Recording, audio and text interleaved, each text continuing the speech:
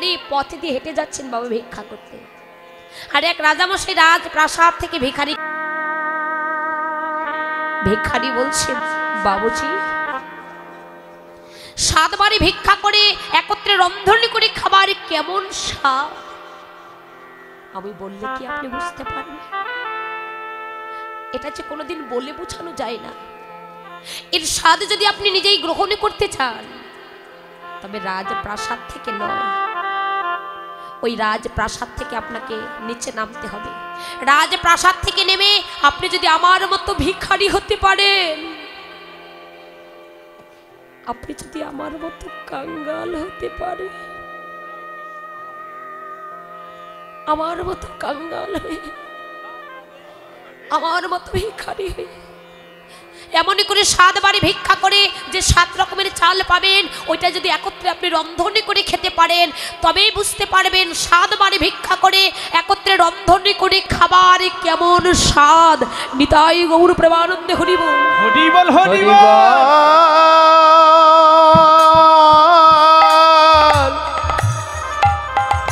হরিবল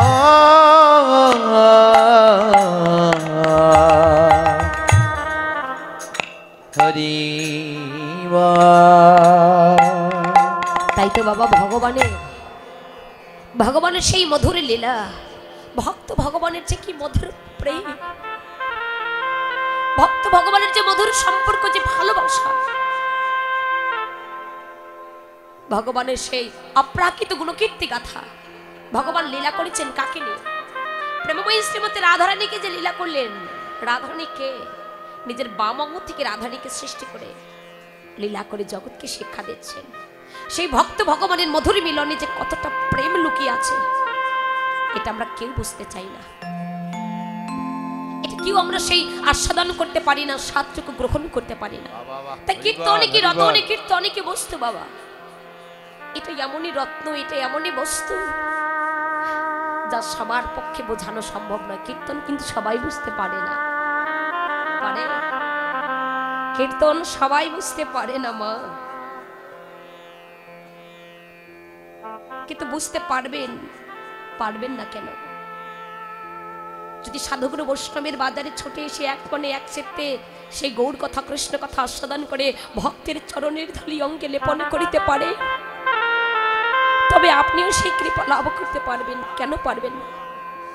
কিন্তু আমরা কীর্তন আসলে কি করি? ভক্ত সঙ্গ করা তো দূরের কথা, ভক্তের চরণের ধুলি অঙ্গে লেপন করা তো দূরের কথা, যত সব বাজে কথা বলছি, এতে অপরাধী থেকে যে মহা অপরাধী হয়ে যাচ্ছে। কেন? যেখানে এলাম মনের ময়লা দূর করিবার জন্য, সেখানে এসে যদি ময়লা বাজিয়ে নিয়ে যায়, এতে অগতিরও গতি হবে। আমাদের মতো পামর পাষণ্ড জীবের কোনো দিনই গতি হবে না।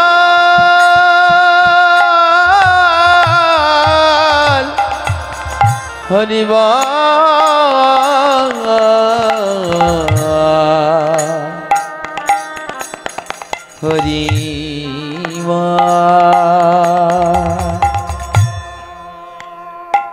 কারণ এই জগতে ভক্ত 2 রকমের, 2 প্রকারের মা।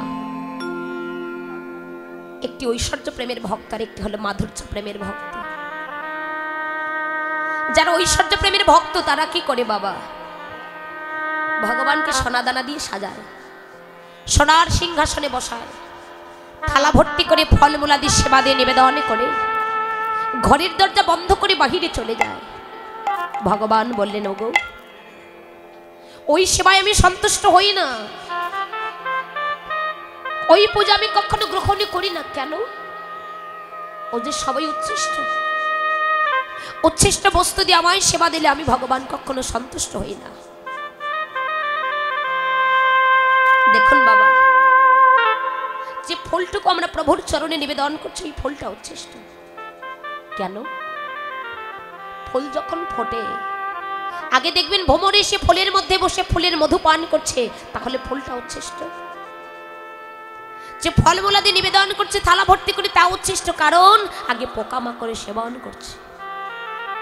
যে দুগ্ধ ভগবানকে দিচ্ছে তা উচ্ছিষ্ট, আগে বাছুরে সেবন করছে। যা কিছু ভগবানকে দিচ্ছে তা যদি সবই উচ্ছিষ্ট হয়, তাহলে শুদ্ধ বস্তু কোনটি? প্রভু আমার বললেন, হে জীব, এই জগতে একটি মাত্র সত্য বস্তু আছে, তা কি জানো? আর সেই সত্য বস্তুটা পাওয়া যায় কোথায়?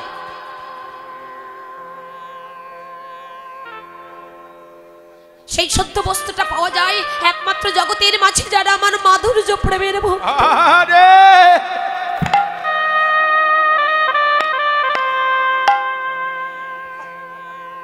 যারা দিন, যারা হীন, যারা কম, জগতে যাদের আমার বলিতে কিছু নেই, তারা কিন্তু ভগবানকে সোনা দানা দিয়ে সাজাতে পারে না বাবা, সোনার সিংহাসনে বসাতে পারে না। তারা কোথায় বসায়? প্রভুকে হৃদয় সিংহাসনে বসায়। কি দিয়ে সাজায়? সোনা দানা দিয়ে নয়, তারা প্রভুকে দু নয়নের জলে সাজায়। আর মন তুলসী নিবেদন করে ওই ঠাকুরের ঘরে বসে হাতে জল ফুল নিয়ে প্রভুর নয়নের দিকে নয়ন দিয়ে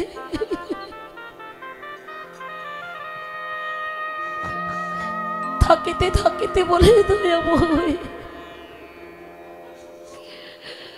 তোমার সেবার জন্য আমার অন্তরে কাঁদে,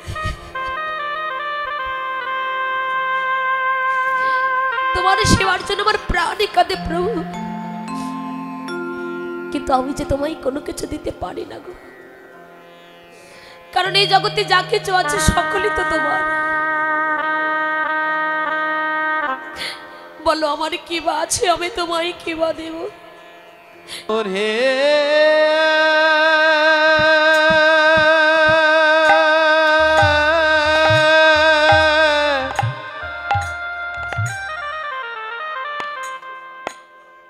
গৌর হে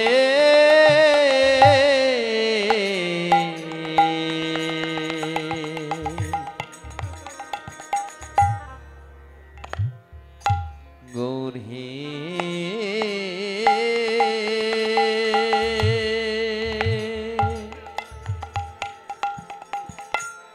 প্রভু গো,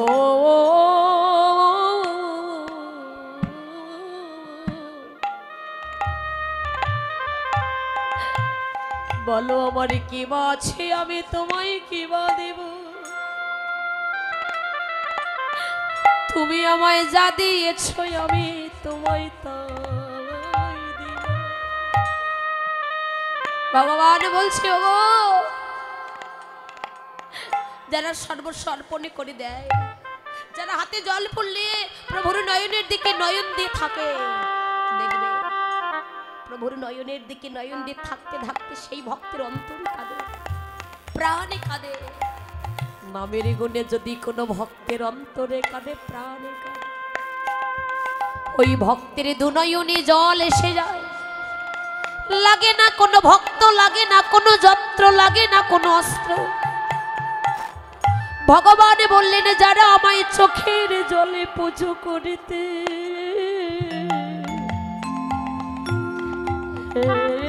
পারে,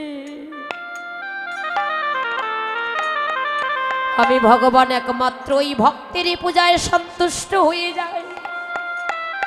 ওগো, যারাই আমায় নয়ন জলে পুজো দিতে পারে,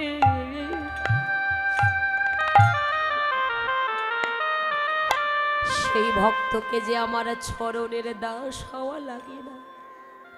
আমি ভগবান ওই ভক্ত চরণের দাস।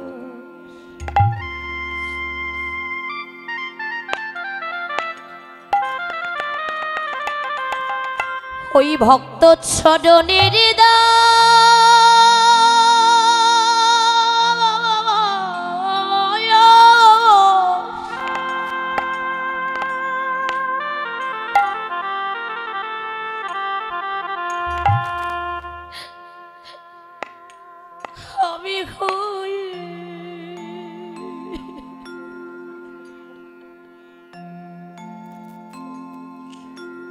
আমি হয়ে যাই গো।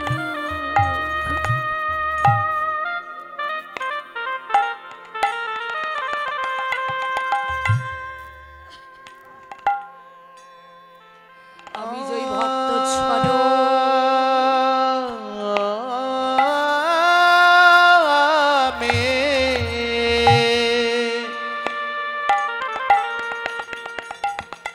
ওই ভক্ত চরণের দা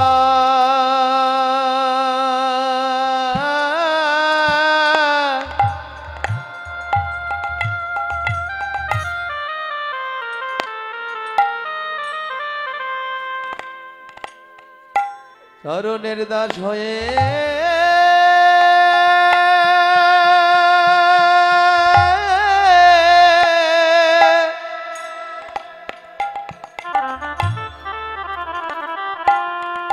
আমি হয়ে যাই গো।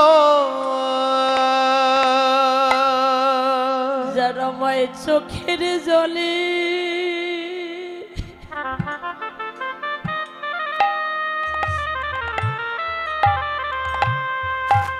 যারা মায়ের চোখের জলে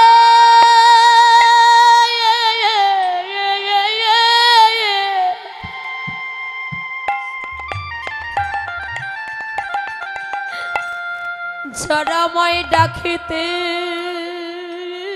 পারে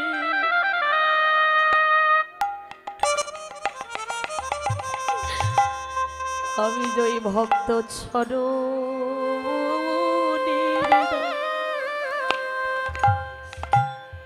আমি ওই ভক্ত চরণের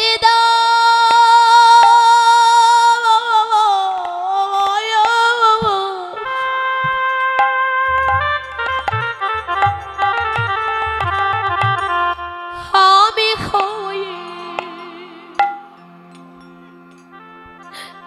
হয়ে যাওয়া যে জানামে চোখের জলে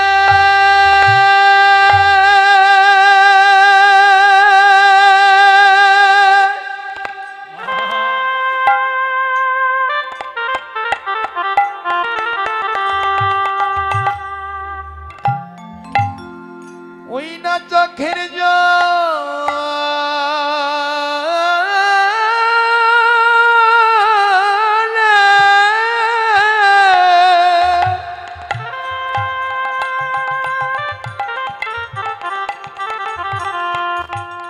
আমায় ডাকিতে পারে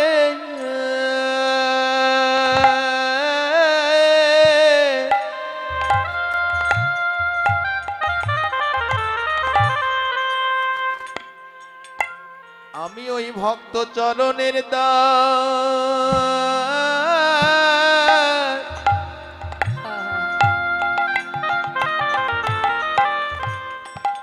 চরণের দাস হয়ে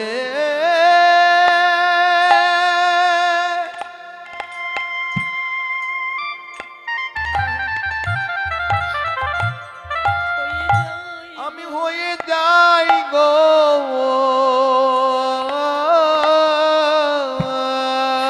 শুধু এ জনম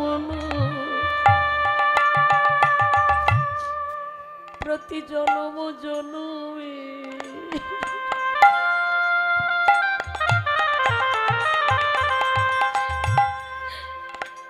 আমি জয় ভক্ত ছড়ো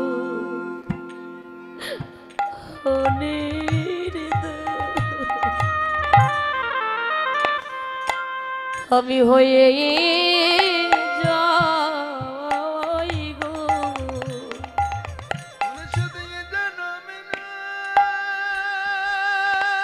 শুধু এ জনমে প্রতি জনমে জনমে